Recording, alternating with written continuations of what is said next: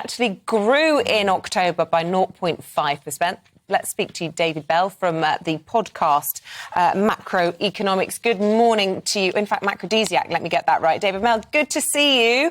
A little bit of good news in amongst all the doom and gloom. What are we to attribute this to? Morning, guys. It's a very, very strong print. In terms of what it can be attributed to, perhaps it's very much seasonal. We came into the Christmas buying period, I guess. But hopefully, I think, this shows something a bit broader, because it was concerning to see that negative print for the previous quarter. So we have averted technical recession. But hopefully this can be something that continues now. The only problem is, and it's quite funny to say that, increased growth is a problem. But the only problem is that what kind of conundrum does this put the Bank of England in? Because you tend to find that strong demand equals strong inflation. So does this mean that they're going to press harder on interest rate hikes, for example? That's coming on Thursday, so I guess we've got to wait and see. We're expecting strikes to start gripping the nation any moment. So the good Lord giveth, the good Lord taketh away. There's some slight good news on GDP. But with the $4 billion cost of these strikes, people unable to travel around, the impact on the high streets, on Christmas purchasing, might this good news be short-lived? Well, we hope not.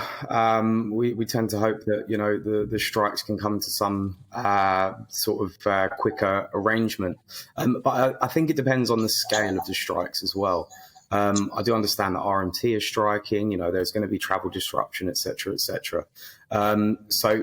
It kind of might be dependent on whether people have almost front-loaded their activity in terms of travelling, in terms of buying, and that kind of thing. Maybe people have already perhaps planned for this. You never know. But, of course, there's always going to be disruption and things like that. Do you know what could be an issue is if we have, or more of an issue, is if we have sort of this extended cold snap, this extended snowy period, because it's likely that people are going to be spending even more on their energy than they were previously. Traveling and disruption is going to be caused anyway. So that could even become an even bigger issue, which is totally unforeseen.